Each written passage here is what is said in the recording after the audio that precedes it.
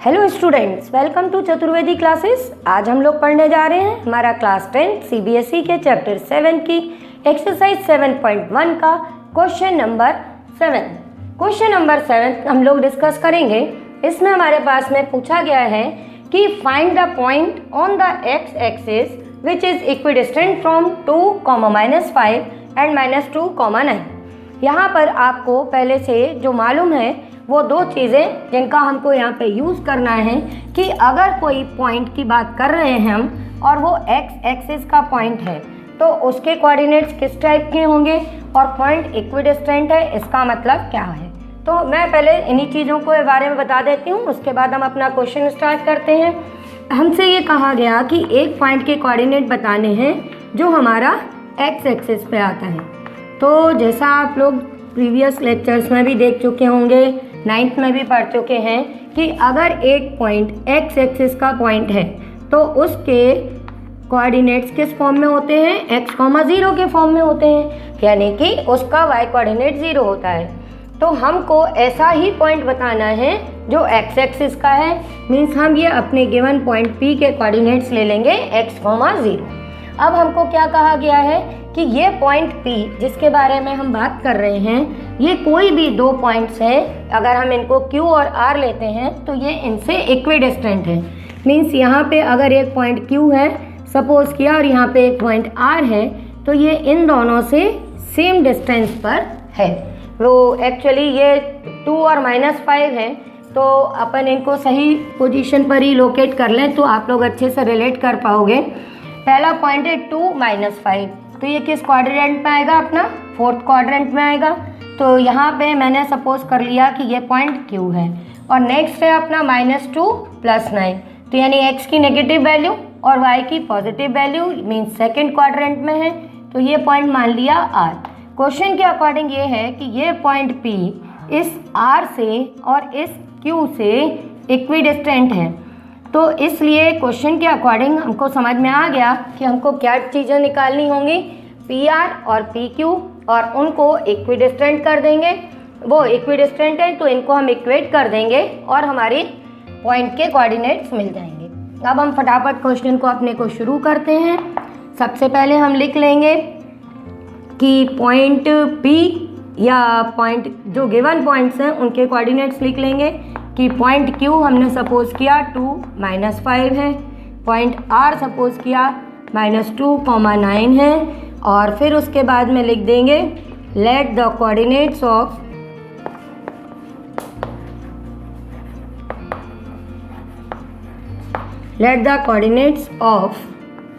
Point, या पूरा ही लिख लेते हैं अपन, point on the x axis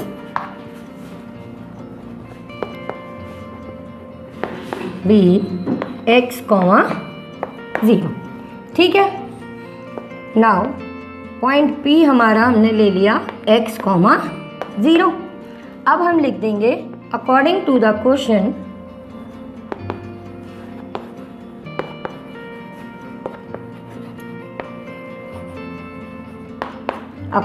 question हम क्या लिखेंगे कि हमारे पॉइंट P का इन दोनों पॉइंट से डिस्टेंस इक्वल है।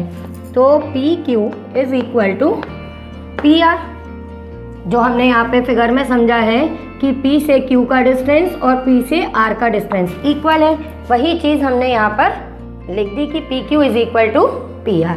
अब हम इसके बाद में लिख देंगे कि PQ और PR की वैल्यूज़ हमारे पास में फाइंड करने के लिए हम क्या यूज़ करेंगे, हमारा डिस्टेंस फॉर्मूला, जिसके अकॉर्डिंग जब हम PQ डिस्टेंस को ले रहे हैं P एंड Q, ठीक है, आपको रिलेट कर पाओ इसलिए ऐसे लिख लिया। तो इसको हमने मान लिया x1 y1 और इसको ले लिया x2 y2, तो x2 - x1 कर देंगे यहाँ पे। तो यहाँ पे ये आपके पास में आएगा x - 2 का होल स्क्वायर, फिर y2 - y1 करेंगे और हमको दिख रहा है ये नेगेटिव वैल्यू है तो हम यहाँ पे स्क्वायर ब्रैकेट यूज़ कर लेंगे और ये 0 - -5 का होल स्क्वायर। अब ये वैल्यू किसके इक्वल आएगी हमारी, ये वैल्यू हमारी PR के इक्वल आएगी। जब PR लेंगे तो ये हमारा x1 y1 बन जाएगा और ये आपका x2 y2 हो जाएगा। तो जब यहाँ पे हम करेंगे तो जैसे ही नेगेटिव वैल्यू दिखती है, मैं हमेशा कहती हूँ कि आप स्क्वायर ब्रैकेट या कर्ली ब्रैकेट यूज़ कर लो, जिससे आपको भी समझ में आए और टीचर्स को भी चेक करते टाइम दिक्कत ना हो। तो ये आपने पूरा का पूरा कर दिया। पी क्यू के नीचे पी क्यू की वैल्यू लिख दी, पी आर के नीचे पी आर की लिख दी। अब आप लिख दीजिए, क्योंकि दोनों साइड रूट आ रहा है और जिसको हम हटाना चाहते हैं, तो हम यहाँ पे लिख देंगे squaring both the sides.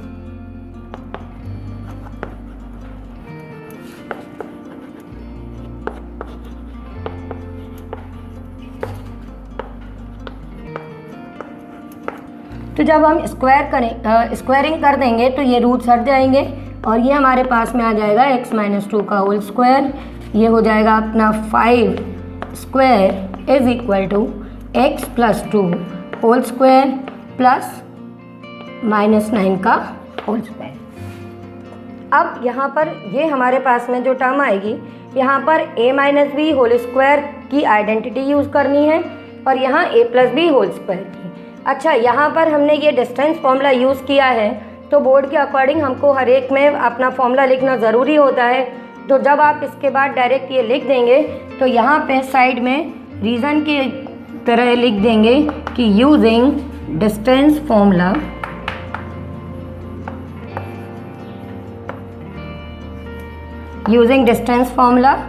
d is equal to x2 - x1 का whole square plus y2 - y1 का होल स्क्वायर।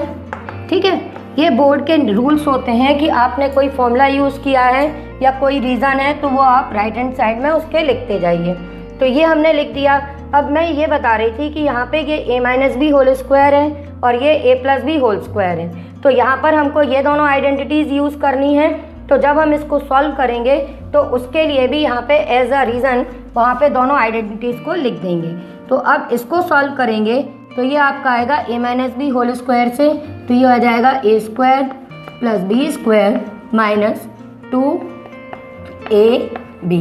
ये आप सॉल्व करोगे तो ये हो जाएगा 25। यहाँ पर a+b होल स्क्वायर लगाएंगे तो ये भी आ जाएगा x² + 2² + 2 × x × 2 इस प्लस 9 का स्क्वायर 81।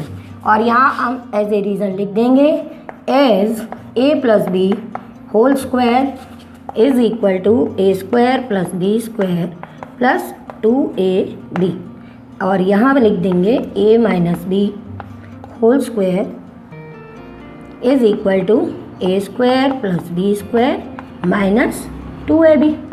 ठीक है, ये ऐसा लिखना जनरली टीचर्स नहीं बोलते कि लिखना कंपलसरी है, बट बोर्ड के अकॉर्डिंग आपको सारी की सारी आइडेंटिटीज साथ में मेंशन करना चाहिए। अब ये करने के बाद आपको दिखी क्या होगा कि दोनों साइड्स में हमारे पास x² की टर्म्स हैं, तो ये कैंसिल हो जाएंगी। हमें 2² भी मिल रहा है तो हम 2² को भी कैंसिल कर सकते हैं, तो वो भी कैंसिल हो जाएगा। अब हमारे पास में यहाँ से टर्म बचेगी -4x + 25 is equal to 4x + 81। अब ये अपना यहाँ पे हो जाएगा 4x + 4x is equal to 25 - 81। ये आपका आएगा 8x is equal to -56। x -56/8 cancel करना और आंसर आ गया -7।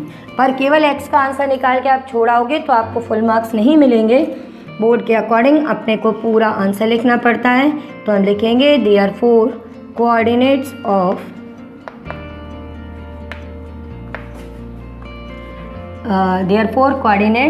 Of the point on the x axis, और यहाँ पे x की वैल्यू हमारी -7 आई है, y की वैल्यू हमें मालूम है 0 होती है, तो ये -7, 0 और ये हमारा आंसर हो जाएगा। ठीक है।